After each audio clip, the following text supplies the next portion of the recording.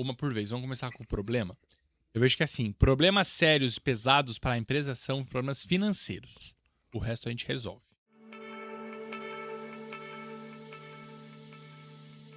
Bom dia, boa tarde, boa noite para você que se liga nas redes sociais e canais de comunicação do Sales Clube. Eu sou Pedro Ribeiro, head de comunidades dessa empresa que entrega educação empreendedora com execução acompanhada. E hoje temos mais um episódio do nosso podcast Pode Ser Elite, no qual a gente convida membros da nossa comunidade, do nosso programa de estruturação e aceleração, que é o Elite Sales Club, para contarem as suas histórias de crescimento empresarial. No podcast de hoje, a gente vai conhecer uma história pouco trivial. Sair de um e-commerce na garagem da sua casa para a cadeira de VP, vice-presidente, de uma indústria consolidada, definitivamente, é uma conquista, uma trajetória bem especial. Então, presta bastante atenção no podcast de hoje. O nosso convidado multiplicou a lucratividade da sua empresa por 7 e aumentou o faturamento em 75% em apenas 5 anos. E quem é industrial sabe o quão difícil isso é numa indústria. Ele é Vitor Amorim, vice-presidente da Fiolux, sócio na E-Concepto. Ele leva a palavra acelerar bastante a sério, porque na vida real, além de piloto, já foi campeão da Mercedes AMG Cup. E agora ele é embaixador oficial do Sales Club pelo Brasil, na região metropolitana de Campinas. Vamos ter uma ação muito especial para quem é empreendedor dessa região. Vamos falar durante o nosso podcast. Grande Vitor, você foi o primeiro Elite que eu conheci. Essa história é legal. Eu fui contratado pelo Sales Club há um pouco mais de 2 anos. E como onboarding da empresa, a gente vem e faz a nossa imersão principal, que é a Sales Strategy. E no primeiro dia que eu cheguei lá, quem era o painel Elite? Eu tava lá. Que legal. Tava lá, acelerando no palco. Então você é o membro que eu conheci primeiro. Uma honra poder, 2 anos depois, te condecorar junto, né, com o Luizão, com a turma aqui, o embaixador da região metropolitana de Campinas, do Sales Club pelo Brasil, e poder contar pro pessoal sua história de crescimento. Lembrando, pessoal, que essa é a segunda aparição do Vitor aqui no podcast, Pode Ser Elite. Então, é uma honra ter você aqui, cara. Vamos lá, bora, vamos quebrar tudo, vamos abrir a caixa preta. Abrir a caixa Eu preta do queria crescimento. agradecer a oportunidade de estar aqui, de falar um pouquinho, de contar a minha história. É um prazer gigantesco estar aqui dentro dessa empresa que eu tenho uma paixão grande aí, tenho uma satisfação de estar aqui com vocês e vamos botar para quebrar. Maravilha. Vamos para cima. Vitor, o primeiro passo que eu queria, a primeira parte que eu queria explorar aqui da tua trajetória é o seu início na Fiolux. O que você tinha de missões lá? É uma empresa familiar, né? Mas o que você tinha de missões lá? E o que te fez procurar o Sales Club a primeira vez, se eu não me engano, em 2022? 2022.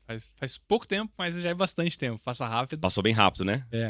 Cara, assim, eu vou contar a história toda no detalhe, mas basicamente a empresa familiar, fundada pelo meu pai, no qual a irmã e o cunhado do meu pai, né, minha tia e meu tio, participam há muito tempo do negócio. Tem também hoje no negócio meu irmão, minha prima, além de mim, então são 6 familiares. É um desafio muito grande, mas a gente vem superando muito bem, trabalhando em equipe. E a gente tava num momento, foi quando eu conheci o Sales Club, que a gente precisava profissionalizar a empresa, desenvolver, crescer, e a gente tinha uma dor muito grande, que era a dor comercial. Então a gente sempre foi muito bom em indústria e não tão bom assim com vendas. E eu tava na época recém-formado em engenharia de produção, tocando a fábrica nesse momento.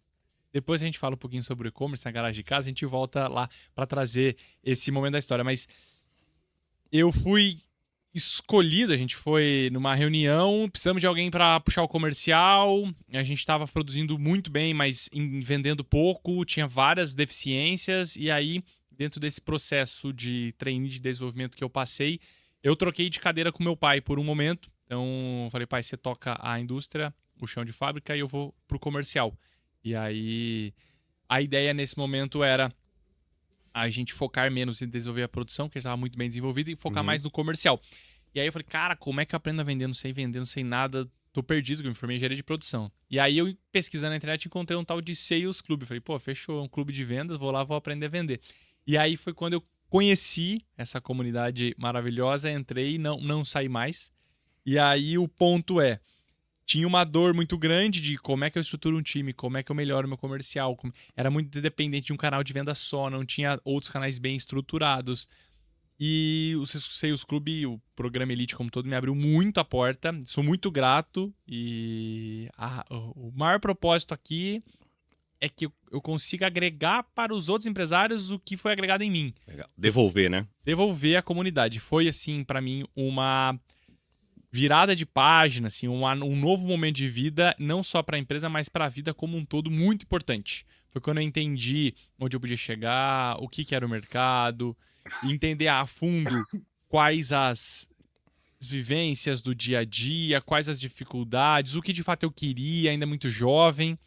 E, cara, foi maravilhoso poder sentar aqui e ver o Legal. pessoal falando de Growth Hack. Falar, meu Deus, o que é isso? Que raios é isso, né? SDR, BDR, Closer de Farm. Eu falei, nossa... São muitas palavras em sei inglês, né, cara? nada. A gente tenta sempre aterrizar e traduzir e colocar ali de uma forma mais simplificada. Mas eu lembro que, assim, nessa época aí, 2020, principalmente o intervalo da pandemia, 20, 21, 22, o Growth Hacking tava começando a ter um boom, se popularizando aqui, o Receita Previsível também, do Aaron Ross, esses termos todos estavam chegando, cara. E muitas das coisas os empresários já sabiam, já faziam, só que não sabiam trazer o nome daquilo, que era um nome em inglês, para a função de uma pessoa que às vezes já estava lá na empresa.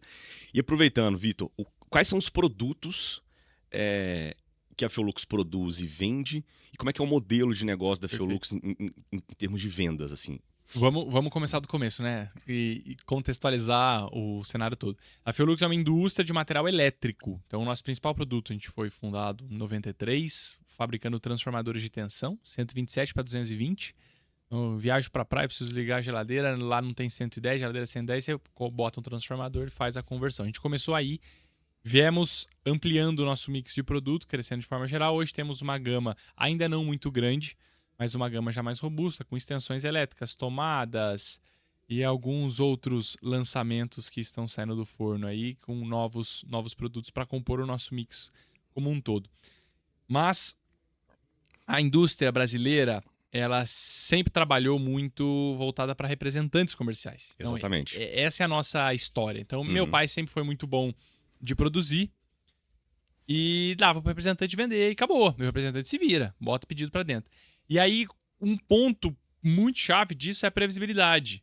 Porque o representante, ele recebe o contato do cliente, ele põe o pedido para dentro e acabou.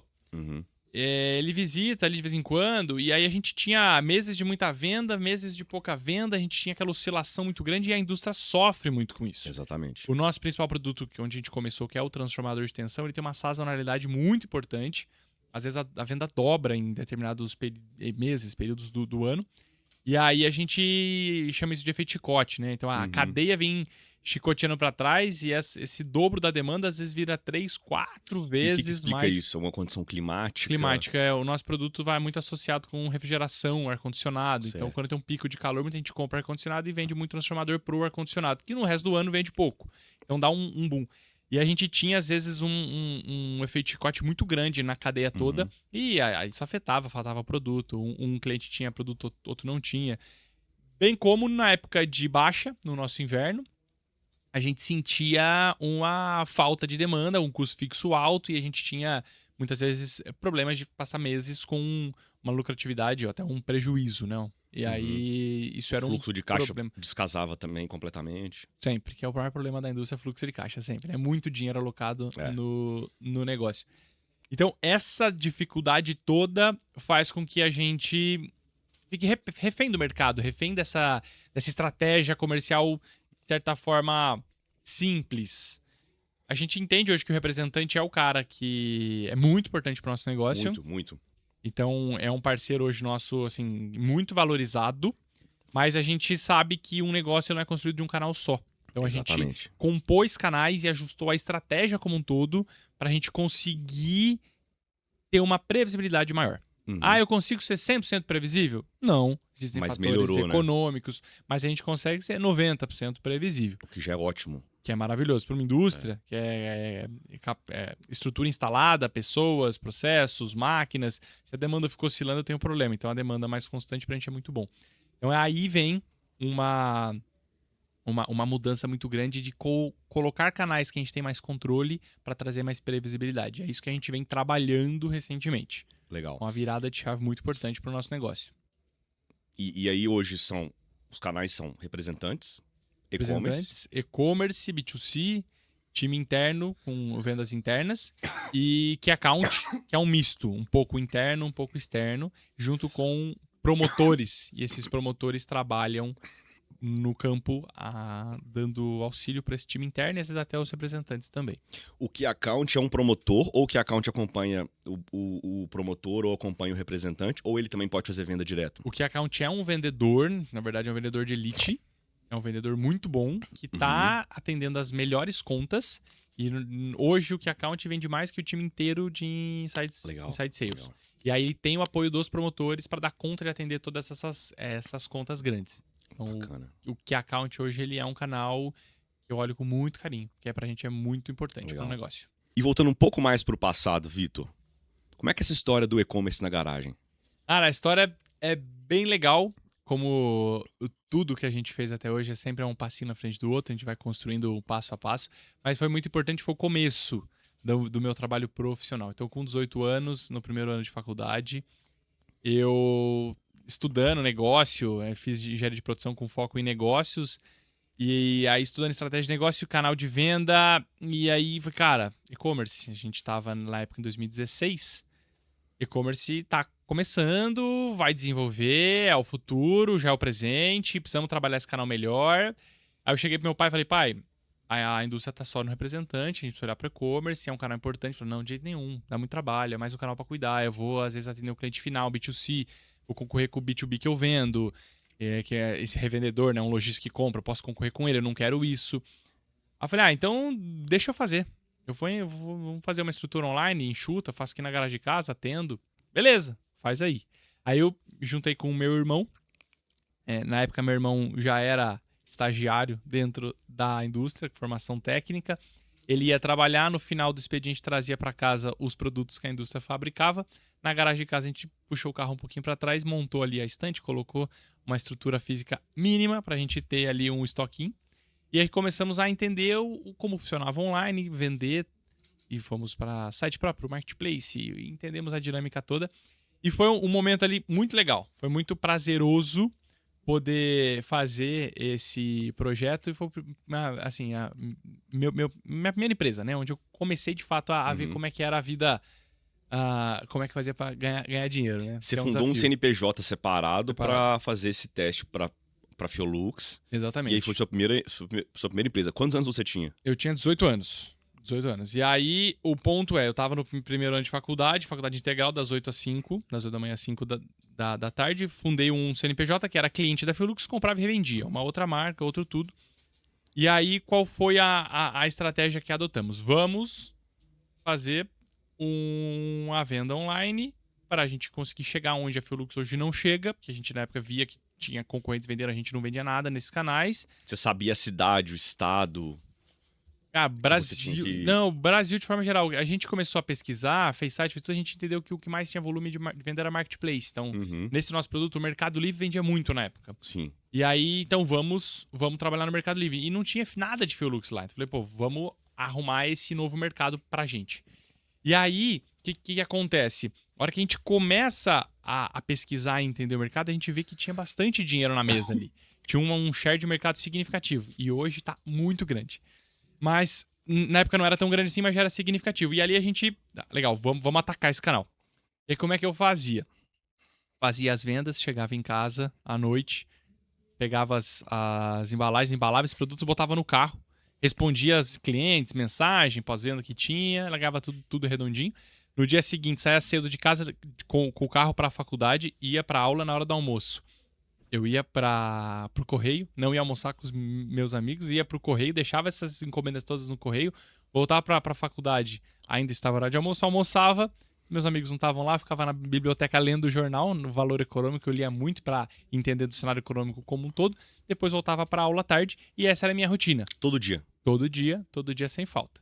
Segunda a sexta, tava lá na faculdade, no almoço levava correio, lia o jornal, ia pra aula, respondia cliente, à noite fazia as embalagens, respondia cliente e fiquei nessa rotina por um tempo. E aí, em determinado momento, a gente começa a ganhar um voluminho. Tinha 5, 6 vendas por dia, 10 vendas por dia, assim, legal. Até que meu pai vira e fala assim, legal o e-commerce de vocês. É bom, vocês vão aprender bastante, mas vocês nunca vão ganhar dinheiro com isso. É aquele, nunca diga nunca, né? Vem falar nunca pra mim competitivo que só. E vai, tá bom, então vou dar um jeito de fazer muito dinheiro com isso aqui. E aí a gente começou a, de fato, entender mais a fundo como que o negócio funcionava e chegamos ali num ponto de ter 50, 60 vendas por dia. Não cabia mais no meu carro, não tinha mais condição de levar no carro. Nem na garagem, né? Fiz uma parceria com o Correio, o Correio coletava lá as vendas, eu não tinha mais que levar no Correio. E aí, em determinado momento, o faturamento subiu, chegou no volume ali significativo, meu pai olhou e falou, opa, peraí, dá pra ganhar dinheiro. E aí tava, de certa forma, sustentável ficar dentro de casa, não cabia mais. E aí a gente passou a discutir, vamos montar uma estrutura, não vamos? E aí meu pai sugeriu que a própria Fiolux fizesse uma fusão, uma compra dessa operação para levar para dentro da própria indústria. E aí foi meu primeiro M&A. Nisso eu estava com 20 anos de idade, foi 1 ano e meio, 2 anos após aí a esse início. Então eu já estava aí com 20 anos de idade, fiz meu primeiro M&A. Então foi algo muito simples, mas eu vendi essa operação de e-commerce para dentro da indústria e essa operação passou a acontecer lá dentro. Aí já muito mais profissional, com a logística toda profissional, com o time de atendimento. E ali eu me torno nesse momento o Vitor estudante, ali no 3º ano de faculdade, que é responsável, dono desse canal de vendas. E ainda não era nada, né? Eu era, mas não era. E fomos assim estruturando esse canal, fazendo ele ser cada vez mais relevante. E aí tem uma passagem muito importante que a gente chega em 2020, no meu último ano de faculdade, e vem a pandemia. E aí aquele caos, fecha a loja, fecha tudo, e o e-commerce não fechou. O e-commerce explodiu, né? Explodiu. A gente teve um boom de venda gigantesco. Aí, cara, eu lembro até hoje de mês, não vende, as lojas tudo fechadas, não tem sellout, não vende. E o e-commerce arrebentando de vender. Manda tudo estoque pro full do Mercado Livre e dá volume. E aí teve mês que 80% do nosso faturamento foi no e-commerce. Caramba, viu? E aí daquele negocinho que não quer dar dinheiro para um canal de venda que nesse momento Salvou de fragilidade pandemia, cara. nos trouxe um fluxo de caixa muito bom, porque venda online, recebe rápido, então num fluxo de caixa muito interessante, né, muito positivo. Então ali a gente passa por um momento de uma saúde financeira muito boa, puxada por esse canal. Então foi um primeiro momento ali de muita assim, satisfação, realmente, né, de conseguir contribuir com o negócio, de até ganhar confiança, e aí todo esse nosso processo de sucessão, que é um assunto muito relevante pra gente discutir aqui, ele começa. Porque aí meu pai olha e fala, opa, legal. Você tá se provando, né, cara? Você já tinha se provado, na verdade. O negócio tá acontecendo. Então, e aí a gente entra, de fato, nesse cenário de sucessão, qual eu entro no último ano de faculdade como estagiário, aí eu era sócio, filho do dono, estagiário, responsável pelo e-commerce, aquele monte de função que entra nesse desafio familiar, que muita gente que se identifica com isso, que é um desafio. E aí a gente entra num processo de verticalização da indústria. Como que a gente faz para ter mais lucratividade? Então vamos reduzir custo, trazendo processos de semi-acabados aqui para dentro. A gente montagem coloca de partes para fazer o produto acabado, né? Então, injetora, extrusora, de cabos, corte, aplicação, injeções verticais de plugs. A gente monta uma linha ali de semi-acabados dentro da fábrica e eu encabeço esse projeto. Então, sendo responsável, aí eu era estagiário, supervisor da produção, gerente de e-commerce e sócio. Então, é aquela bagunça toda. A gente faz um projeto muito legal. Então... Que é muito complicado, né? Eu já trabalhei em indústria e esse desenvolvimento de produtos foi o que eu fiz por 8 anos lá. Envolve certificação, envolve a compra da máquina, envolve a análise de todo o processo, layout fabril, para saber se a engenharia econômica ali vai dar ou não vai dar retorno. Então, assim, é uma coisa complexa, né? Muito complexa. Muito complexa. Até aproveitando quanto tempo durou esse processo, esse projeto todo? E as primeiras, vamos dizer assim, internalizações, não. Verticalizações. As primeiras verticalizações foram concluídas ali. A gente começa em 2019, e aí meu pai e meu irmão vão indo atrás de comprar injetoras. Elas chegam, de fato, no começo de 2020, e a gente vai concluir esse projeto todo em 2025. Então foi basicamente 5 anos ali Sim. trabalhando em cima disso pra gente conseguir E tem verticalizar uns tudo. moldes de ferramentaria para Muita coisa. injeção, para extrusão. É muito dinheiro, certificação, alocado muito no negócio. dinheiro investido. Certificação de Inmetro. Exatamente. E aí a gente teve que aprender a fazer tudo isso. O maior desafio, a dor do crescimento é muito sobre aprendizado. Então esse que é um ponto muito importante. E aí fizemos todo esse desafio e em 2022 o que acontece? Eu já tinha abaixo de mim a gestão dessa fábrica nova, tinha a gestão da fábrica antiga. O gestor da produção se torna um comprador nosso, ele muda de função, então fica Sim. toda a operação comigo. A logística já vem abaixo de mim também e eu fico já como um diretor industrial. Certo. Nessa época, já em 2022. E aí, o que acontece? A gente monta ali uma estrutura de produção muito legal. Então, eu tinha manutenção preventiva, que nunca existiu. Tinha controle hora a hora na máquina, com meta, com produtividade, com indicador, com Power BI, trazendo tudo isso. Cara, linda a estrutura. Só que a hora que a gente ia pro comercial, tá patinando, não vendia. E aí, aquela estrutura toda que a gente montou, ela precisa rentabilizar. Então, eu reduzi muito o meu custo, eu tinha uma margem muito boa, mas sem volume, o custo fixo come essa margem e a gente não opera com lucro. E esse era o maior desafio. Como é que a gente saía, então? Eu tinha antes do e-commerce uma empresa que tinha só um canal, que era enxuta comercial e produtivamente. Aí eu monto uma estrutura no e-commerce que traz mais volume.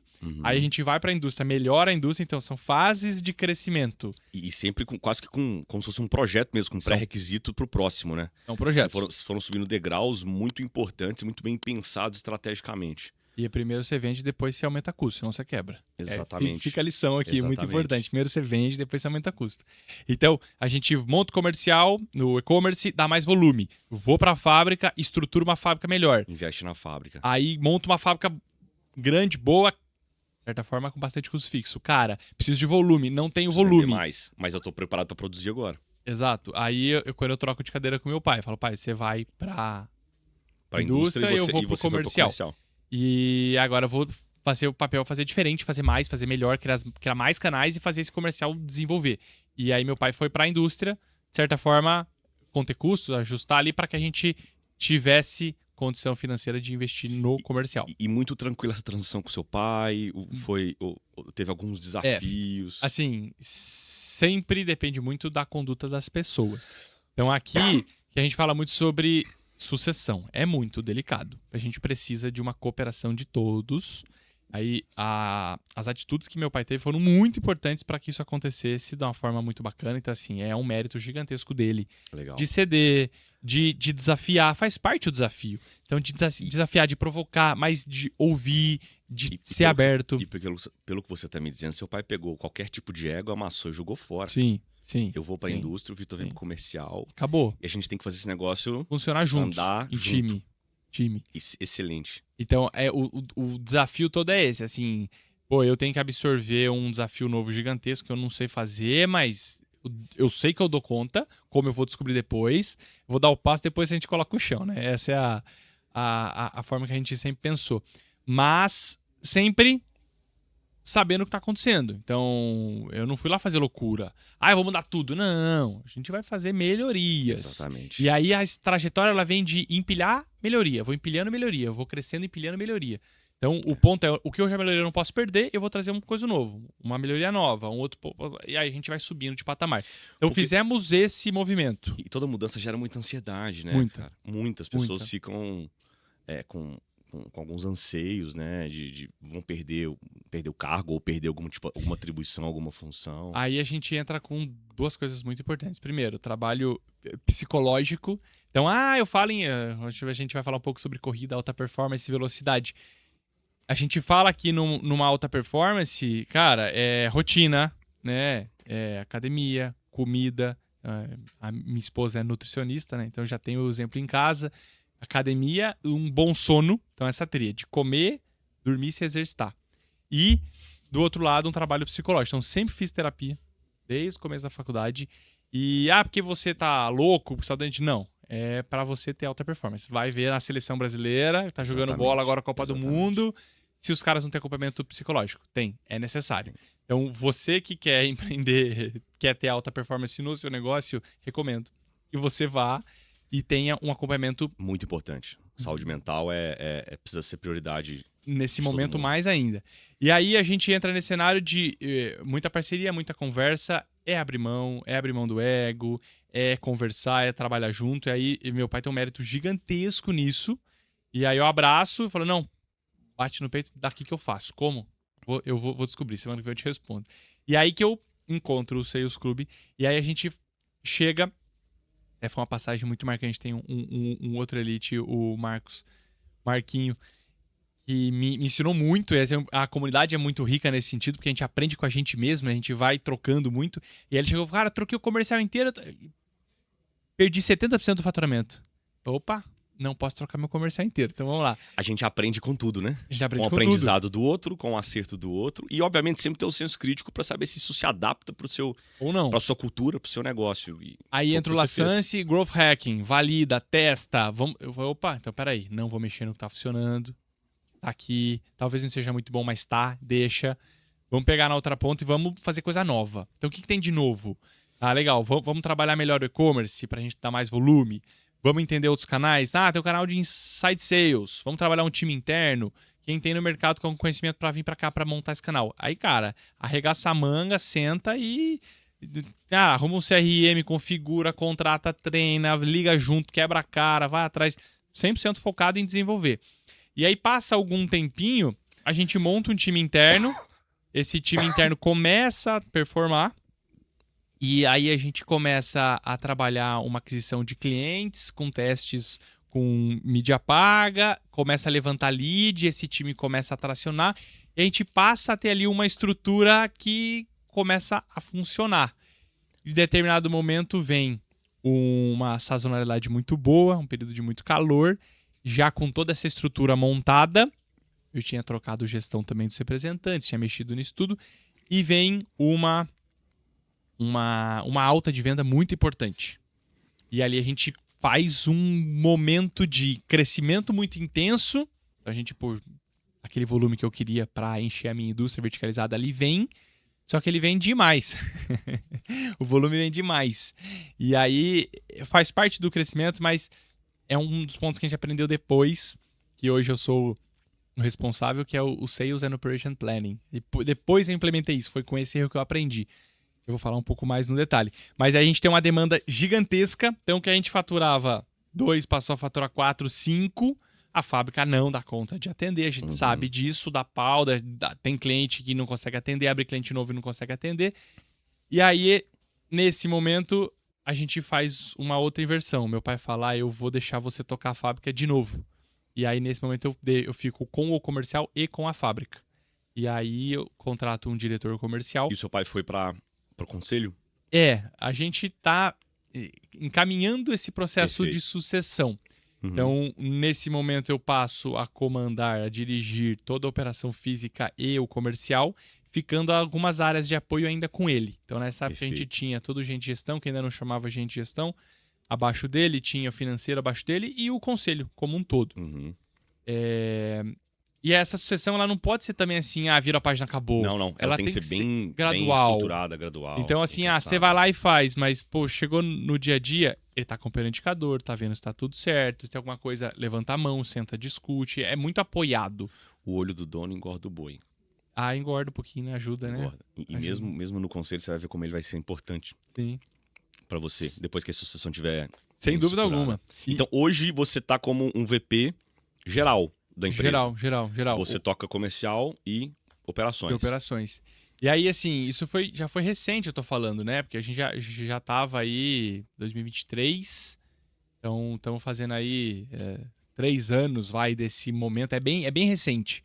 E aí, de lá pra cá, o que a gente continuou fazendo? Sem loucura, é um passo à frente do outro, é um projeto. Então, vem uma melhoria no comercial, vem uma melhoria na operação, vem no comercial, vem na operação.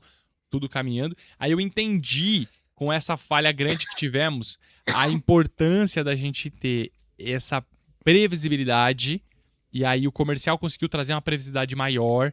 Então, por que eu tenho uma sazonalidade? Por causa do calor. Peraí, como é que eu consigo prever o calor no longo prazo? Tem efeito climático, chama El Ninho ou Laninha, que vai falar se vai ficar mais quente ou menos quente. Legal, vamos entender. Então, colocar o dado realmente, assim, na Chegaram a mesa pra contratar- tomar decisão. Chegaram a contratar alguma consultoria de meteorologia? Porque Não. eu conheço algumas empresas que têm sazonalidade atrelada a isso, que fizeram esse movimento. E se eu não me engano, esse ano vem de novo, né, o El Niño? Vem El Niño muito Quem forte. sabe muito calor aí pra Aí, explodir as vendas da Fiolux. com certeza, a gente já tá preparando já estoque, capacidade instalada, e assim, um otimismo muito grande porque tem agora no final do ano. Estamos de blusa hoje, mas em breve não estaremos mais. E, assim, a gente sempre foi muito hands-on, assim, mão na massa, não tem muita preguiça. Então, tem um efeito climático, Google, agora tem inteligência artificial, é isso aí. vai atrás, fuça, a gente... É isso aí. Pô, tem uma agência governamental que estuda só isso. Uhum, E tem um site público com todos os dados. Exatamente, você consegue acessar Você isso acessa de forma tudo, gratuita. tem a informação e... Coloca um dono ali dentro para ter um mínimo processo e uma atualização, mas... vida Ou que você segue. mesmo faz, igual você falou, cara, realmente, ó, eu vejo alguns gurus da internet, mentores, coaches, falando de você precisa ir pro estratégico. Balela isso, né, cara? Você tem que Fazer navegar acontecer. e fazer tudo acontecer. De vez em quando você vai tomar decisões estratégicas, de vez em quando você vai botar a mão na massa, você vai saber se vai ter ou não vai ter El Niño, se você tem que ajustar, dar um feedback ali na própria produção. Aí, é isso. aí, assim, cara, eu sou formado em engenharia de produção e a gente traz muito o Lean Manufacturing, que é a manufatura enxuta Legal. e japonesa. E aí tem uma expressão que é o Gemba Walk, que é você estar no Gemba, você estar no chão de fábrica. Exatamente. E essa é a minha cultura. Então, a gente trabalhou muito indicadores para não precisar estar na fábrica o dia inteiro, mas você tem que estar na fábrica, você tem que estar no chão, você tem que estar no comercial, você tem que estar acompanhando de perto, sentindo tudo que está acontecendo. Você acabou andando lá na cadeira do escritório, você ia ficar cego. Isso funciona. Tem indicador, tem tudo para te ajudar, mas você precisa estar presente no dia a dia. E aí, nesse momento, então, o que acontece? A gente entende a importância da previsibilidade. Perfeito. E aí que eu olho, eu preciso de um canal bem desenvolvido, receita previsível. Perfeito. Então, eu tenho uma carteira de clientes que me compra. Legal, essa carteira compra de acordo com o que ela quer. Mas ela vai comprar de acordo com o sellout que ela tem. Eu tenho uma previsibilidade de sellout com base em fatores climáticos, com base a base de carteira ativa que eu tenho. Então a gente começa a olhar para os números e entender a correlação da métrica com a demanda. Mesmo que a gente olha numa aquisição de novos clientes, é um funil de conversão. Sim. Tantas oportunidades que geram, que são os leads, esse lead cai para o time interno, que trata X% converte X% não, isso X vai dar X de ticket médio, então é tanto de faturamento que eu olho para tantos leads. Então, esse mês, meta de abertura de cliente novo, meta de inativação, né? Clientes que estão inativos, vou reativar, reativação de clientes, e meta de positivação da carteira. Então, eu tenho em todos os canais hoje essas metas bem desenvolvidas, porque a gente tem essa noção da relação do dado com o que vai acontecer. Perfeito. É perfeito, é 100%? Não é 100%, mas aí um canal erra para mais, outro erra para menos, na média a gente fica próximo.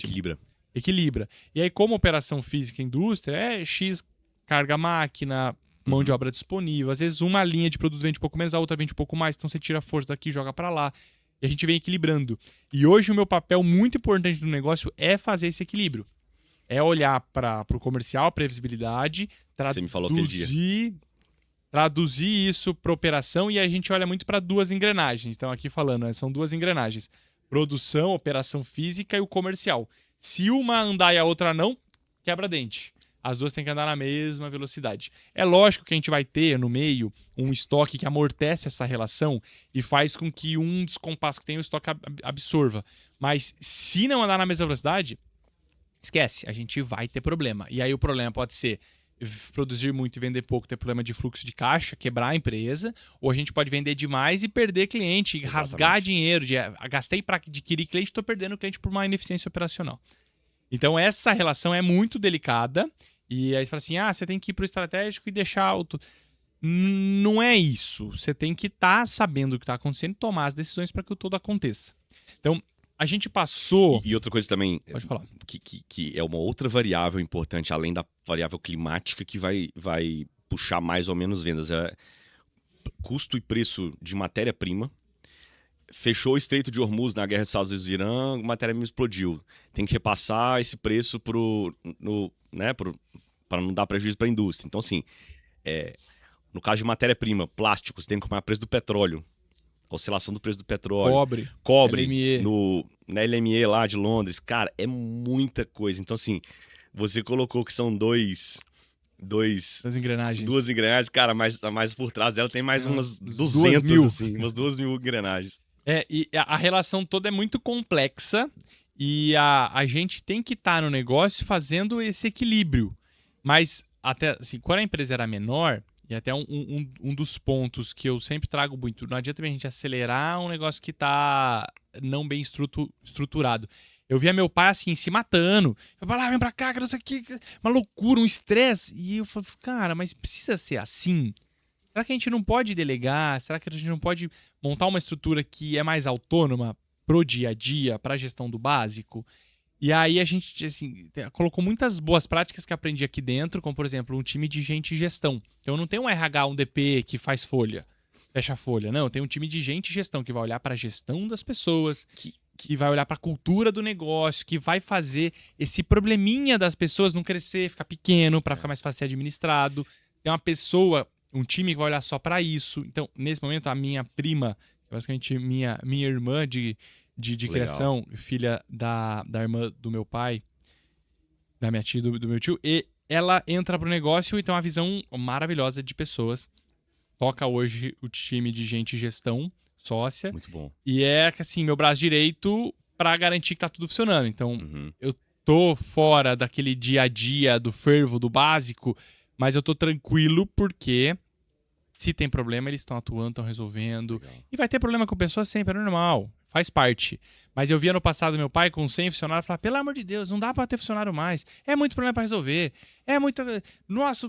E hoje, eu olho pro negócio assim, tem muito problema? Tem. Quanto mais você crescer, mais problema você vai ter. Mas o problema não sou eu que resolvo. É o time que tá resolvendo. Então, nesse sentido, sair do operacional, ele é interessante. É você ter uma estrutura, um processo de trabalho padrão que acontece no dia a dia. Então, hoje o time de gente de gestão sabe uma tratativa. Quando o funcionário tem problema pessoal, como é que trata?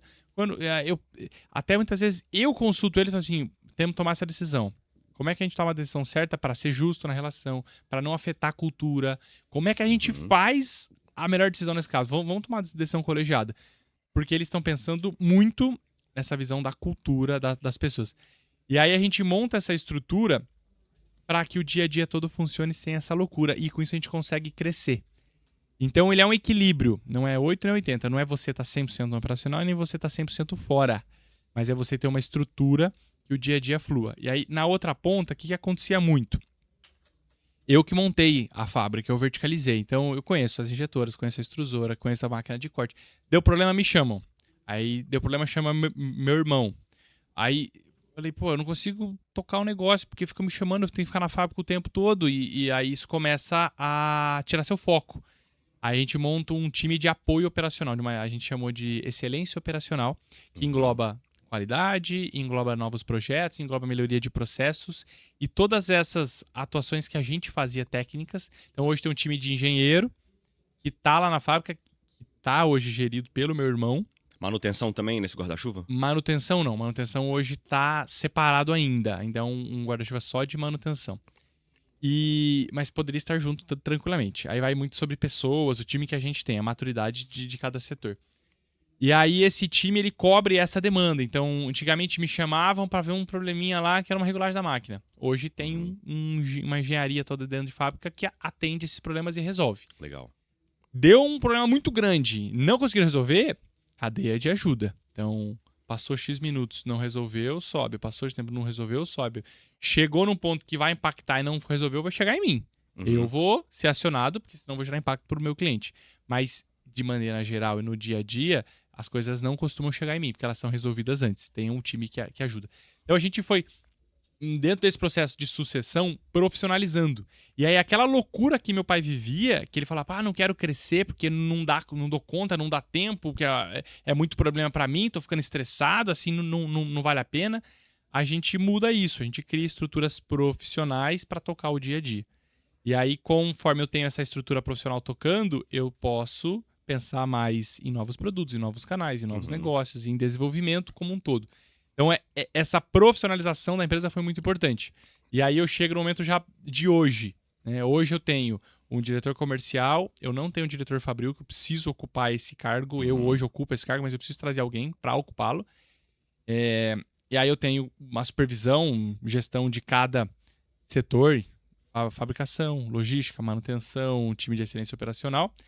E eu tenho um prazo acordado para que no meio do ano que vem, de fato, conclua a sucessão e eu fique na cadeira de presidente da empresa e meu pai, de fato, fique 100% no conselho. Então já está... Então, o plano sucessório ele vai gradual, aos poucos, vai depender da velocidade de cada um, mas já está bem definido, encaminhado e já estamos no final. E aí vem as dificuldades todas, né? Então, parece descrevendo aqui que é uma maravilha. Vai lá e faz e resolve. Não. É porradaria, é tranque e barranco. Todo dia é problema novo pra resolver. É coisa boa, coisa ruim que acontece. E a gente tem que ser apaixonado pelo problema, né, cara? Eu vejo muita gente, não, eu não quero ter problema, eu quero ter uma vida previsível, fácil, descomplicada. Não. Empreender é igual a resolver problema. Pronto. Acabou. Todo dia. Todo dia tem um. Maior, menor, um gigante. E aí a gente passa a ter uma estrutura que dá conta do dia a dia. O problema escalou, ficou muito grande, a gente é acionado, a gente entra. E aí você falou que você tem uma cadeia bem estruturada de tomada de decisão, né? Para algum, por exemplo, para o setor de produtividade de máquinas, de excelência operacional, passou tantos minutos, vai subindo essa cadeia de tomada de decisão ou de resolução do problema. Isso dá muita segurança para o time, né? Sim. Isso é bom. Sem dúvida. Um problema muito grande é você sair e abandonar. Uhum. E aí o time fica sem saber o que está acontecendo e aí se perde. Então a gente ter essa cadeia de ajuda definida é muito importante, com quem você vai chamar quando você não conseguir resolver, o outro, quando não conseguir, quem ele chama, até que chega em mim. E se chegou em mim é porque a bucha é grande, é o que você falou. Aí tem que ser apaixonado por resolver o problema. E aí estava falando, eu queria explorar outros duas frentes com você. Pior dia, assim, pior bucha que você resolveu ali, que você falou assim, putz, essa aqui eu vou precisar ligar pro meu pai agora, ou eu vou precisar de alguma ajuda externa. E outra coisa, você comentou uma coisa muito, muito legal. A indústria brasileira, ela nasceu 100% dependente do representante. E mais recentemente a gente vê esse movimento da indústria tentando de diversidade de canais. Como é que foi a ordem de desenvolvimento desses canais? Porque eu vejo muita gente chegar aqui no Sales Club falando assim, não, dependo muito de representante, eu preciso desenvolver meu time interno de vendas. Tá, mas o que funcionou para você nesse aspecto? Ou quando você chegou lá já tinha esse time de vendas? Tá, vamos lá, vamos uma por vez. Vamos começar com o problema. Eu vejo que assim, problemas sérios e pesados para a empresa são problemas financeiros. O resto a gente resolve. Então a gente sempre teve uma cultura, aí isso é de cada um, não dá pra gente falar o certo ou errado, mas meu pai sempre foi assim e eu gosto muito desse modelo também. É um modelo mais seguro, mais pé no chão. Em vez de crescer um monte acelerado, a gente cresce um pouco mais lento, mais pé no chão. Então a gente recentemente não teve grandes problemas de putz, não sei como é que eu pago a conta, vou quebrar. Não, a gente tava sempre se antecipando muito a questões econômicas, certo. Vai ter reeleição, como na última reeleição como foi. Eu tenho uma hiperinflação que é mascarada, depois ela volta, de que jeito, e tem uma perda de poder de compra, qual é o impacto disso no meu negócio. Então, tudo isso mapeado e a gente já toma as decisões sabendo do futuro, prevendo o futuro e, na dúvida, a gente é pé no chão para não passar aperto. Então, decisões assim, problemas grandes financeiros a gente não teve. Isso é muito mérito dessa gestão que meu pai sempre fez, a cultura nossa. Crescemos menos que outras empresas? Sim, crescemos menos. Compensação com saúde financeira. Ótimo. Mas isso é de cada um. E aí, os maiores problemas que a gente tem são problemas que envolvem os clientes. Então, é atender cliente. Então, recentemente eu tive um problema que fiz a troca do gestor da logística e logo na sequência a gente fez a mudança de um galpão para o outro. E aí essa gestão toda nova, com a mudança, teve uma série de problemas e a minha expedição travou, eu comecei a atrasar, fiquei uma semana sem expedir para o meu cliente. Para um cliente específico? Não, para todos os clientes. Nossa, esse foi assim, foi duro. Duro, total. Cadeia de ajuda chegou em mim, assim, fudeu, não tô atendendo o cliente, precisa resolver. Aí a gente monta um projeto, quem me ajuda muito nesses projetos é o meu irmão, Matheus. Matheus, vamos lá, ignora tudo o resto, vamos priorizar isso, a gente precisa atender cliente. Cliente é prioridade, cliente tá no centro. Então se a gente falhou, não conseguiu, a área não conseguiu, a gestão da área não conseguiu, a gente entra pra resolver. E aí, cara, sentar na empilhadeira, pegar pallet, jogar pra cá, ajustar processo, terminar de fazer a mudança. Pra você ter a noção, aí sai. Aí é carregar a caixa literalmente. Carregar a caixa literalmente. Corrigir os erros que foram Sim. cometidos ali, ajustar. Precisa vir sábado, terminar de fazer a mudança de um prédio pro outro que ficou pela metade, está impactando o processo. Eu vou, minha esposa foi comigo, junto com os funcionários, tinha lá 15 pessoas fazendo a mudança, mas assim, minha esposa, que nem trabalhando na empresa, estava lá para fazer o que tem que fazer, botar o negócio em dia e a gente entregar o resultado. E aí a gente assim fez.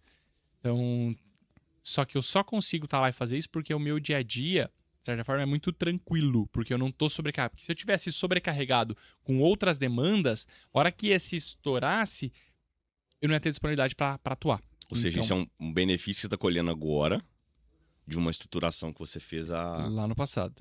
E eu tenho total consciência que no futuro eu não posso depender que eu entre para atuar e fazer o que tem que ser feito. Eu preciso que a estrutura sozinha, profissional, dê conta. Então, assim, é um erro eu ter que entrar hoje, mas a gente ainda tá nessa transição de uma empresa menor, familiar, para uma empresa profissional. E é consciente, porque você já mapeou a necessidade de ter um diretor industrial, por exemplo. Esse ponto, ele não poderia acontecer. A gente teria que ter visto e resolvido isso antes. É uma falha muito grave ter chegado no ponto que chegou. Mas, já que deu o problema todo, a gente senta, resolve e acontece. Então, esses problemas, eles acontecem de vez em quando e a gente senta, resolve. E aí, por isso que a empresa continua saudável. Porque a gente vai lá e faz o que tem que fazer e resolve. Então, a gente vem muito de uma cultura, da garagem de casa, embalar peça a peça. Por que eu não posso lá embalar peça hoje? Embalava pouco tempo atrás? Não tem problema nenhum. Exatamente. Então, a gente vai lá e faz. Mas eu tenho ciência de que nessa estrutura maior, nesse jogo de empresa grande que a gente quer jogar, tem que rodar sozinho. Não preciso mais depender de mim. É porque quando eu tenho 10 funcionários, se eu agrego, eu sou 10%. 1 para 10 é 10%. Agora, se eu tenho 1.000 funcionários, eu agrego uma pessoa, muda nada. Não muda nada. Muda nada. Então, o trabalho tem que ser cada vez mais robusto para funcionar o dia a dia, para que a gente não precise ficar entrando no negócio. E aí vem toda a dificuldade, né, de sucessão, de empresa familiar. Eu tô alinhado com as outras pessoas, com os outros sócios, na vontade de crescer e abrir mão do conforto para ter mais resultado. Eu quero trabalhar mais, quero trabalhar menos, quero ganhar mais dinheiro, quero ganhar menos dinheiro, quero correr risco, não quero correr risco. Então, assim, a gente tem hoje esse desafio. Eu quero crescer muito, quero botar para quebrar, fazer a empresa desenvolver, mas eu tenho que respeitar a opinião dos outros sócios também. Então, tem outros sócios que falam assim, eu tô num momento hoje que tá bom para mim. Então, eu vou crescer, mas num ritmo mais lento. E aí, para mim, às vezes é um pouco frustrante, mas tem que entender que a gente vive em equipe ali, a gente joga em equipe, tem que atender a demanda, o desejo de todos, ou não vai fazer sentido o negócio. Então, é um outro desafio muito grande de empresa familiar. Essa gestão dos propósitos de cada um, que tem um altíssimo impacto na vida pessoal, né, da pessoa. Muito. Quer dizer, não é vida pessoal e profissional, é uma vida só. Mas o propósito tá ligado aos desejos, aos sonhos, aos objetivos. E aí, lembrando que hoje eu tô aqui fazendo reunião, amanhã é dia dos pais, tá todo mundo lá em casa fazendo churrasco. Tem que lembrar que domingo a gente tá em casa fazendo churrasco. Porque é minha tia, meu tio, minha prima, meu irmão, meu pai, tá todo mundo junto. São 6, a gente senta numa sala só, os 6 juntos, para ter uma troca. O almoço de domingo. O almoço de domingo sabe, precisa tá tudo bem. Então, como é que a gente leva pro dia a dia, alinha tudo sem discutir? Então, tem que ter muito jogo de cintura, precisa entender a dor de cada um, o desejo de cada um e alinhar tudo isso pro negócio. É um desafio muito grande. E aí eu venho hoje com esse objetivo de alinhar e tentar agradar todos para direcionar a empresa no caminho que todo mundo quer. Porque também não adianta o pessoal não querer desenvolver, eu botar um ritmo de crescimento muito acelerado e desagradar todos. Não faz sentido. Então é um desafio muito grande que eu acredito que muitos também devem se identificar de como que alinha esse todo. E é um ponto bem delicado em empresas familiares. Legal.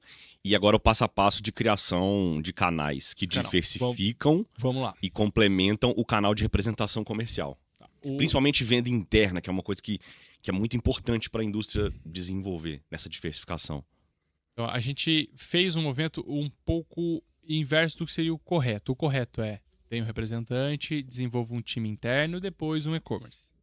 A gente fez e-commerce primeiro e a gente não tinha conhecimento de que o time interno era tão importante. Sim. Então hoje, o que eu faria? Começo com um representante, baixo custo, a gente tem a comissão não tem um custo fixo. Depois você coloca um time interno, que é um time que tem pouco também custo fixo, mas já tem um custo um pouco maior, mas não tem um carro na rua, combustível, pedágio. É um cara interno no escritório, às vezes até de home office. E depois um canal de e-commerce da indústria direto para o consumidor final, né? O Perfeito. D2C. E esse é o movimento correto. E eu sou muito a favor de não fazer movimentos bruscos. Então, Legal. growth hacking. Growth hacking é isso aí. Então, o que é o growth hacking? É você fazer um teste pequeno, errar rápido, corrigir rápido, acertar rápido, acertou, amplia. Vai. Acertou, amplia. Então, coloca... quero montar um time interno, vou contratar 10 pessoas? Não, você vai contratar uma pessoa. Põe uma pessoa. Vamos lá, vamos atender cliente. Como é que funciona? Pega a carteira de cliente inativo que tem aí no seu CRM, no seu RP cadastrado, liga para esses inativos. Por que você parou de comprar de mim? Qual que é o problema? O representante parou de passar aqui, tô precisando comprar, inclusive, me manda um pedido. Pronto, pega a fruta que tá baixa. Naquela árvore, você não vai subir lá no terceiro andar para pegar a fruta, pega o que tá aqui na sua mão. Então, cliente que você tem já cadastro, faz uma ligação na sua região, outbound, prospectando lojas, revendedores, o seu perfil de cliente ideal. Define qual que é o perfil de cliente ideal. Prospecta esse cara e estrutura. O que funcionou? Funcionou inativo? Funcionou uma prospecção? Legal. Então eu consegui aqui um modelinho que um bom vendedor, se ele conectar com 10 pessoas por dia, ele consegue fazer 2 vendas. Tá legal. Então se eu tenho 20 dias úteis, 2 vendas são 40 vendas. Qual que é meu ticket médio? R$2.000. Então 40 vendas, R$2.000, R$80.000 no mês de venda. Um vendedor consegue fazer abrindo clientes novos se ele tiver uma base de nativos para trabalhar. Legal. Previsibilidade, né? Essa estrutura funcionou para um? Deu certo? Fecha a conta. Esse 80 mil de faturamento paga o vendedor e me deixa lucro? Legal, paga, põe 2. E aí você vai... O que acontece com 2? Porra, funcionou, tracionou legal. Põe 3. Aí o que acontece com 3? Acabou minha base de cliente nativo. Não tenho mais para quem... Então essa tração do canal, ela empaca, ela perde tração. Então legal, agora vamos trabalhar mais prospecção inativo. Mas vendedores perdem muito tempo e a gente não está conseguindo tracionar, o crescimento do setor parou. Vamos botar um pré-vendedor que vai ligar para esses inativos, vai ligar para esses frios, a prospecção fria, vai conectar com o cara e levar para o vendedor, aí o BDR, fazendo a prospecção fria. Leva para o closer pega esse cara, converte. Aí a gente faz um teste na sequência, vou gerar demanda. Então, vamos para o Instagram, faz vídeo, Facebook, Google, gera lead. Pega esse lead e coloca para esse time trabalhar. Aí, legal, encaixou, funcionou. Conseguimos geração de lead. Então, esses 3 vendedores agora podem virar 4, podem virar 5. E aí você vai gradualmente crescendo, entendendo, validando. Isso para de funcionar, muda, testa outra coisa. Mas nunca vou contratar 5 por 5, porque aí você vai ter custo de 5 sem nem saber se funciona. Sim. Então, cara, excelente conselho, assim. Eu vejo tanta gente querendo fazer mudanças bruscas e já falar, não, minha capacidade é 5, hoje eu vou trazer 5 de uma vez e eles que se virem pra vender aí. E não é assim. Tem que estruturar, tem que dar recurso pra eles, tem que capacitar. E aí assim, eu preciso de um CRM para colocar os clientes. Que CRM que eu uso? Qual é bom? Então põe um vendedor, põe um CRM, valida, testa. Eu penso assim, erra rápido, erra pequeno. Pega um CRM de graça, testa no CRM de graça. Funcionou, deu certo. Aí você paga um plano caro, aí você põe um melhor. Mas começa pequeno, erra barato. Até Legal. você acertar e aí expandir. Então, eu gosto muito do canal de representantes, porque ele é um canal de baixo custo fixo. Então, a gente teve no passado vendedor CLT com carro na rua. Você tem muito mais controle, porque ele é contratado, ele faz o que você ordena que ele faça. O representante não. Ele faz o que ele quiser fazer, a empresa é dele. Você vai pagar comissão, é lógico. A gente passou a definir meta, quando ele bate meta ele tem um bônus de comissão, tudo para tentar direcionar o trabalho. Incentivar ele, né? Incentivar ele, até porque pra gente é mais interessante como negócio. E ele vai fazer o que é mais interessante pro negócio dele, porque ele também é um empresário. E a gente junto tem uma relação que ganha-ganha, todo mundo ganha junto. Então, o representante ele é muito importante. Mas ele é um canal que ele vai olhar para a empresa dele. Sim. Ele vai olhar para o que dá mais comissão. Ele vai olhar pra ele em primeiro lugar. E tá tudo bem. Tá A gente tudo bem. entende que essa relação é assim mesmo. Aí, a esse tipo de cliente, o representante fala que não compensa atender, porque eu vou ter que gastar gasolina Aham. até lá, não compensa. Beleza, esse o time interno atende. Exatamente.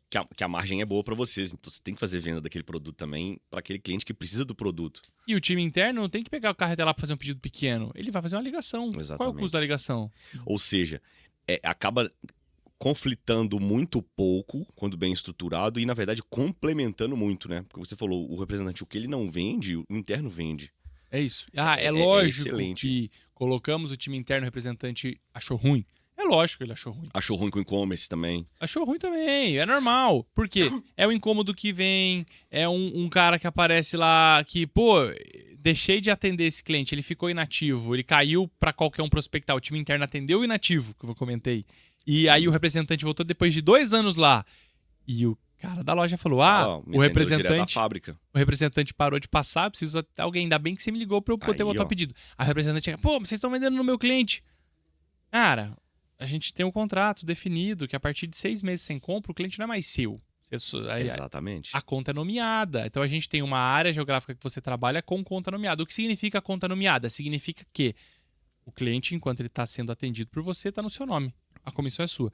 6 meses sem pedido, o cliente ele não é mais seu. Ele tá solto, ele não é de ninguém. Quem vender, vendeu. E aí o time interno passa a trabalhar. Então, esse conflito, até todo mundo entender a dinâmica, dá um certo trabalho, dá. Mas é mais lucrativo a gente ter todos os canais e gerir o conflito do que não ter o canal. E eu tenho certeza que alguns representantes tomaram isso como um feedback construtivo no fim do dia e também melhoraram, se estruturaram. Porque uma dor muito grande é o representante não querer investir na tua própria empresa, se estruturar para ter prepostos, para ter vendedores, gente no administrativo, para não precisar cobrir uma carteira tão grande, porque ele vai nesse jogo assim, né? E aí para ele acabou que sendo, talvez, para alguns casos, um empurrão positivo. Com certeza. A gente olha muito para representante e você vê muitos caras que estão muito bem de vida. O famoso TQQ, terça, quarta e quinta. O Concer fala tanto. E não tá errado, pô. O cara tem uma base de clientes boa, tem uma base de indústrias boas, ele faz os negócios, trabalha terça, quarta e quinta e acabou. E ganha o dinheiro dele e vive bem, tá certo. Agora, eu, como indústria, não posso frear meu crescimento porque o cara não quer vender mais. Não pode. Tá tudo bem ele querer vender só aquilo, mas ó, então, sua carteira são esses 40 clientes, tá bom? Os outros 100 da região, eu vou trabalhar aqui interno. E se passar dos 6 meses, eu vou atender. E ponto. E você tem que trabalhar. Mas pô, vocês não me avisam que o cara vai inativar? Avisa agora. Então tá bom. Então a gente tem um time interno que acompanha os representantes. 5 meses sem compra. Você tem esse mês pra positivar. Senão ele vai cair no inativo e vai estar disponível pra trabalho. Perfeito, cara. Você tem ciência? São Excelente. o cliente A, B, C e D. Trabalha esse cara, positiva esse cara. O que acontece? A frequência de compra melhora. Porque a gente começa a trazer o dado, porque ele não tem o CRM pra acompanhar a frequência de compra. Alguns colocaram CRM? Cara, poucos, mas alguns têm. O pessoal trabalha ainda muito com agenda, é um trabalho ainda muito ERP, não papel, profissional. pedido, É um trabalho muito. Assim, são poucos que são tão profissionais e os que são profissionais são os top performers. Não é por acaso. E a gente faz hoje treinamento, puxa a galera online pra instruir, pra que eles evoluam. Então eles olham hoje pra nossa empresa como um ambiente de crescimento e não como mais um lugar que ele vai ganhar uma comissão e acabou. E a gente tenta trazer isso muito. Essa cultura. As convenção para engajar eles. Aprendeu aqui nos seus clubes de treinar todo dia, de estar sempre em desenvolvimento do time, né? O time se desenvolvendo. A gente tenta levar isso pro representante. Posso obrigar ele a entrar numa agenda? Não. A gente convida e tenta fazer a agenda o mais produtiva possível para que ele queira participar. Mas me impressionou recentemente que a gente fez uma reunião dessa e tinha mais de 80 representantes na call falando comigo. É muito legal. Antigamente a gente não conseguia esse engajamento todo. Então, tudo isso é resultado desse trabalho da direção comercial que a gente vem fazendo. Então, em números aqui, hoje a gente está com aproximadamente 120 representantes no Brasil, um time de 8 pessoas no time interno de vendedores internos, mais todo o time de suporte. E a nossa fábrica, o pessoal trabalhando na fábrica, na faixa de 150 pessoas. E até, assim, eu comentei lá no começo que eu ficava na biblioteca lendo o jornal. E aí, recentemente, nessa mudança, que inclusive nos causou alguns problemas, a gente mudou de prédio, a gente fez um investimento grande, falando em números aqui, a gente investiu 20 milhões de reais numa estrutura nova, numa fábrica maior, melhor, mais profissional, pra gente continuar crescendo, porque estava pequena a estrutura anterior. E a gente abriu mais vagas, temos hoje mais 30 postos abertos, que é uma dificuldade de contratação de pessoas. Hoje é um desafio, ainda mais piso salarial dentro de chão de fábrica.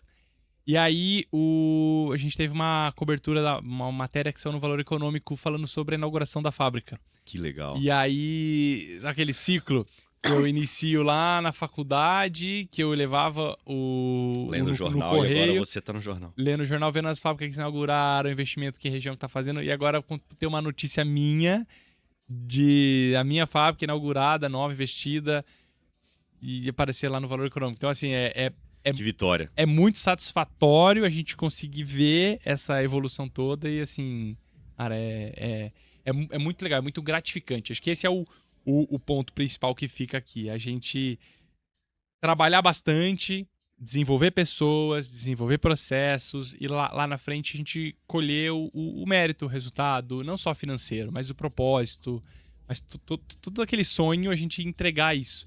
E eu tenho total ciência que a gente tá só começando, né? Tô com 29 anos, a empresa tem 33, é uma empresa, eu até falo que é a Fiolux, é a principal empresa, né? É a minha irmã mais velha, né? Porque veio a Fiolux, depois meu irmão, depois eu. Então, é como se fosse o irmão pra gente. Então, a gente tem um carinho muito grande. E poder desenvolvê-la é gratificante demais. Maravilhoso. Vitor, e pra gente já encaminhando assim para algumas conclusões. Você foi campeão da MG Cup. Nem falamos disso, não Cara, deu tempo. qual foi a sensação vencer um campeonato? Quanto tempo, quantas corridas foram? Quanto tempo? A preparação, quanto você consegue colocar de esforço na sua preparação? É muito legal falar sobre isso, porque tá muito atrelado à cultura. A cultura é a alta performance, o esporte. Eu cresci fazendo atividade física, esporte, desde pequeno, jogava bola. Fui até participar de Campeonato Paulista, sub-11, quando era pequenininho, e de futebol. E aí depois fui pro kart, fiz carreira, cheguei a competir na Stock Car. Aí tive que decidir se eu ia virar piloto profissional ou se eu ia estudar e virar empresário e ter a corrida como um segundo trabalho / hobby. E acabei optando por virar empresário e ter a corrida como um segundo trabalho ou até um hobby. E aí hoje tenho a corrida como um segundo trabalho. A gente faz muito negócio ali dentro, faz muito network, recebe muito cliente, assim, é muito importante e consigo uma alta performance porque cresci nesse ambiente. Mas o ponto principal ali é a cultura da alta performance do esporte aplicada dentro de uma empresa é muito poderosa. E aí, o que eu falo da cultura da corrida? A corrida a gente briga por 10º de segundo. Então é uma libra que eu mexo no pneu, é um grau de conversão que eu dou, de convergência que eu dou no pneu, é um detalhezinho de dureza na suspensão. Muda o resultado da nossa volta. Eu busco frear 2 metros mais pra dentro na curva, virar antes pra fazer... Assim, são muitos detalhes. São muitos detalhes e a gente tá o tempo todo buscando melhorar. E aí, quando eu vou pra indústria, eu olho pra uma máquina injetora, injetando plástico. Cara, é igual. Eu tenho várias etapas do processo que o plástico injeta, esfria. Então, como é que eu melhoro pra injetar mais rápido? Como é que eu faço pra injetar mais rápido? E aí, a gente coloca pra essa otimizar cultura a produção. De otimização contínua no negócio. E aí a gente vê a produtividade lá em cima, o custo lá embaixo, isso rentabilizando o negócio. E no comercial a mesma coisa.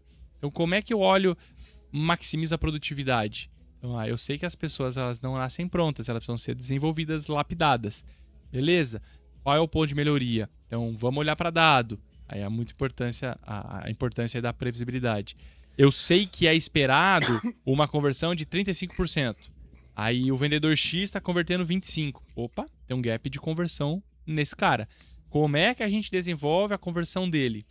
Então tem o time de gestão, de treinamento, acompanha, entende os gaps, os pontos de melhoria, dá feedback, melhora o discurso para bater o benchmark de 35% de conversão. Então a gente vai trabalhando essa melhoria contínua em todos os setores, com uma cultura, e aí a gente consegue maximizar o resultado do negócio. É fácil? Não é fácil. É muito difícil. Mas se isso não fosse cultural, se isso não tivesse óbvio para todo mundo, ele não aconteceria. E aí isso é muito do mérito da corrida. E a corrida, cara, hoje ela está presente no meu dia a dia. Eu tenho esse trabalho, essa tríade, né? Que é comer bem, fazer exercício, dormir bem. Ele é responsável por melhorar o meu resultado como empresário, como executivo que sou. Em paralelo, a gente tem o desenvolvimento físico para a corrida. Então, na corrida em si, eu tenho um preparo muito, muito parecido. Então, o trabalho da corrida, a cultura da corrida no dia a dia da empresa é muito importante para o desenvolvimento geral, para a melhoria contínua de todos os setores. Então, a gente levar isso para dentro da empresa hoje é um diferencial nosso, faz parte da nossa cultura. Essa energia, essa melhoria contínua, essa vontade, essa excelência na execução. Isso é um ponto hoje que é um divisor de águas para nossa empresa, para as pessoas que trabalham lá conosco. Legal. E hoje, na posição que você está, já como um VP da empresa, rumando para daqui mais ou menos um ano para ser o CEO, né? Ou presidente, enfim. Você já se sente jovem, mas um empresário ganhando cada vez mais amadurecimento. Isso te despertou, a gente estava falando um pouquinho antes aqui de começar o podcast, isso te despertou também uma vontade e um propósito que você já tinha de devolver isso para a sociedade na forma de apoiar também outros empreendedores, outros líderes. Dessa vontade de conversas e do movimento que a gente está fazendo, nasceu uma oportunidade de a gente fazer isso lá Em Campinas. na terrinha. Em Campinas e a região metropolitana. Levar para casa o que eu tive que sair para buscar. Acho que isso é muito importante. Assim, eu de verdade, não é porque eu tô aqui, não é porque eu tô falando com esse público, mas eu sou muito grato pelo Sales Club, por todo mundo que contribuiu, porque para mim foi muito importante, foi um divisor de águas na minha vida, de entender que aquilo que eu via dentro de casa lá não era o universo todo. Tinha outras frentes, outros ambientes, outras possibilidades.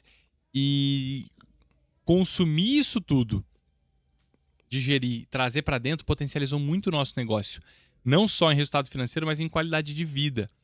Em ter ciência, em ter um time de gente de gestão que suporta, não ficar na loucura que meu pai ficava, querendo resolver tudo para mim, não conseguia. Então, assim, foi muito importante para mim essa fase. Eu não tô falando isso porque eu estou aqui, eu estou falando porque de fato foi. Falo assim em todos os ambientes que eu estou presente.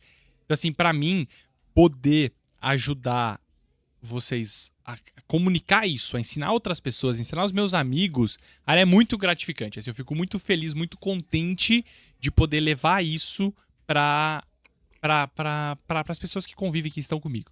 Então, assim, a gente pegar isso que eu tive que vir até aqui buscar e levar isso lá para a região metropolitana de Campinas, para o interior de São Paulo, para que as pessoas possam, mais perto de casa, consumir. Cara, é muito gratificante, é muito legal. Assim, eu gostaria que tivessem feito isso comigo e poder fazer isso para os outros é maravilhoso. Legal. Então, no dia 14 de agosto, nós estaremos na sede da Anshan Campinas, com o Sales Club pelo Brasil. O líder desse movimento local é o Vitor, que é o nosso embaixador desse movimento. E a gente vai deixar aqui mais informações para empresários da região metropolitana de Campinas que se interessam em entender mais sobre previsibilidade de venda, sobre domínio da teoria e da prática mais moderna, mais contemporânea sobre geração de receitas, diversificação de canais, tudo que vai ajudar você a estruturar a governança comercial da sua empresa.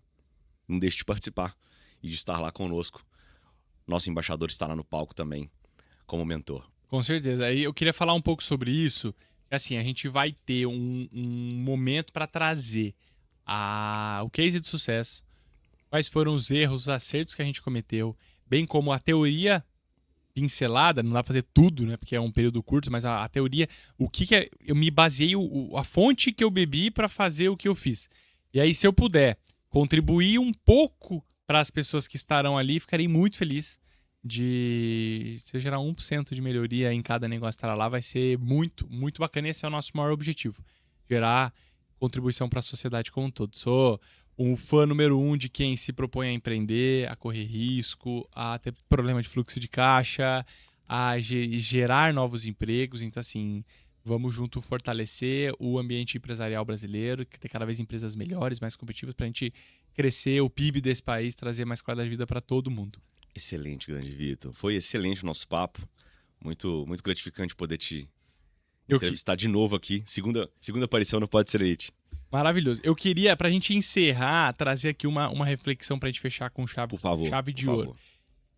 Eu demorei pra conseguir aprender isso, então eu vou tentar trazer de forma profunda pra que todo mundo entenda. O Vanderlei Sintra, que hoje é meu diretor comercial, conheci ele aqui dentro do Sales Club, fala muito sobre o desenvolvimento de pessoas. E esse, pra mim, é muito rico entender que quem fala isso, que traz isso é o Cortella nos seus textos, que as pessoas não nascem prontas como um eletrodoméstico. Então, se olha uma geladeira, ela nasce pronta e ela vai se desgastando e piorando com o tempo. As pessoas, elas são o oposto. A pessoa vai nascer não pronta e ela vai a cada dia se tornando a sua revisão, a sua versão revisada, atualizada. Então, olhar para as pessoas do seu time e entender que não necessariamente elas todas estarão prontas para aquilo, mas que você pode desenvolvê-las, e a gente trazer conhecimento, habilidade e atitude. Conhecimento eu ensino, habilidade a gente desenvolve, agora a atitude a gente não muda. Então, pessoas com a atitude certa, a gente treinar internamente e deixá-las prontas para aquela função é o caminho. Então, a gente vive hoje um momento de muita dificuldade de contratação de pessoas, de retenção de pessoas, o que é um problema para todos, tá tudo bem, mas desenvolver pessoas que estão aderentes culturalmente, que têm boas atitudes e treiná-las internamente é um ponto de sucesso. Uhum. É um ponto de acerto muito grande que a gente tem dentro do nosso negócio e ter certeza de, esse vendedor serve, esse é bom, esse é ruim. Não é bom e é ruim. Aderente cultural, a atitude tá correta, a gente ensina. Que ele é ruim no quê? Olha o dado, não converte ou faz pouco volume. Cara, precisa de mais volume. A conversão tá boa, é volume. Então é tanto volume de ligação pra você bater a sua meta. Então é entender que as pessoas vão sendo desenvolvidas e não simplesmente que eu vou contratar pessoas prontas. Isso é um ponto que eu queria deixar de aprendizado para contribuir com todos. Que para mim foi uma virada de chave no meu negócio. Ser menos imediatista e mais construtor de gente boa, né? E capacitar e desenvolver, porque realmente as pessoas nunca estão 100% prontas. Não. Ótimo insight, ótima reflexão, Vitor. Obrigado por mais uma aparição aqui no Pode Ser Elite. Foi um episódio grandioso, tenho certeza que vai trazer muita reflexão positiva para os empreendedores. Obrigado pelo convite e espero vocês lá em Campinas para falarmos sobre como desenvolver o seu negócio. Maravilha. Aproveita que você está aí no Spotify, no YouTube do Sales Club, sapeca o dedo no sininho, nas notificações, para você não perder mais nenhum episódio do Pode Ser Elite, tá bom? E se você não conhece ainda o Sales Club ou se interessa ainda pelos nossos produtos, quer conhecer um pouco mais, né? Nós vamos deixar aqui o link do nosso site com todas as soluções que a gente tem para estruturar e melhorar os resultados da sua empresa. Até a próxima!